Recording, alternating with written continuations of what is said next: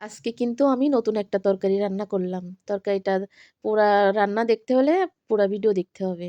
তো সবাই টমেটো ভাজি খায়, কাঁচা টমেটো ভাজি করে। সেদ্ধ করে লবণ, হলুদ, কাঁচামরিচ দিয়ে সেদ্ধ করে পরে পেঁয়াজ, রসুন, কাঁচামরিচ দিয়ে কিন্তু তেলের পরে দিয়ে ভাজি করে। অর্থাৎ শাক যেমন ভাজি করে তেমন। তো আজকে আমি কাঁচা টমেটোর সাথে কিন্তু কাঁচা আমড়া দিছি। কারণ আমার ঘরে ৪-৫ টা আমড়া ছিল আসলে নষ্ট হয়ে যাচ্ছে। তো টমেটোও ছিল ৩ টা, আমড়াও ছিল ৩ টা। তো ভাবলাম কি ৩ টা আমড়া ৩ টা টমেটো ২ টাই যেহেতু কাঁচা, কাঁচা তো ২ টাই একসাথে দিয়ে পাকাই ফেলি। এজন্য ২ টাই একসাথে দিয়ে পাকাই ফেললাম এই যে। দেখেন কত সুন্দর ঘন, ঘন হইছে। আমি কাঁচা মরিচ, হলুদ, লবণ দিয়ে সেদ্ধ করে নিছি। আর এবার এই পেঁয়াজ, রসুনের সাথে আমি আরও ৩-৪ টা কাঁচামরিচ দিছি। আসলে টক ভাজিতে কিন্তু একটু ঝাল হলে বেশি ভালো লাগে। টক, টক ঝাল, ঝাল লাগে, বেশি ভালো লাগে।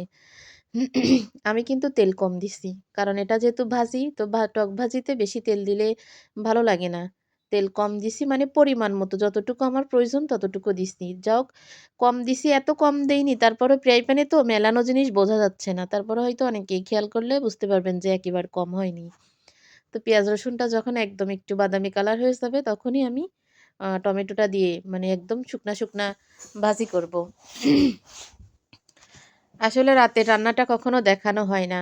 দুপুরি খেয়ে-টেয়ে একটুখানি শোয়া অভ্যাস আমাদের বাসার সবাই। আমাদের এই ৪ টা বাড়ি, ৪ টা বাড়ির মানুষ ১টা ১:৩০ টার ভিতরে নামাজ পড়া, খাবার-দাবার শেষ করে সবাই কিন্তু ঘুমাবে। সেটা শীত হোক আর বর্ষা হোক আর গরম হোক। সবাই ঘুমাবে। ঘুমায়ে আসরের টাইমে উঠে যার, যার নামাজ কালাম পড়ে কাপড়-চোপড় উঠায়ে আবার কিন্তু সবাই চলে আসে রান্নাঘরে।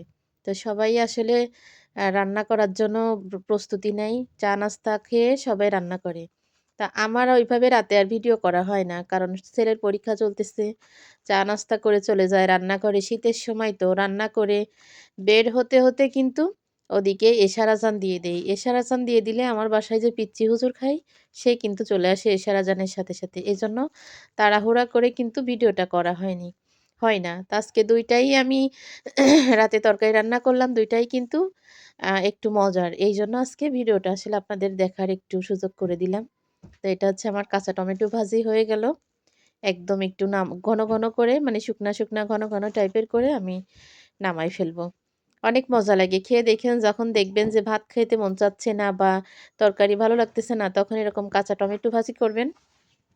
আর আমড়া থাকলে শুধু আমড়াও কিন্তু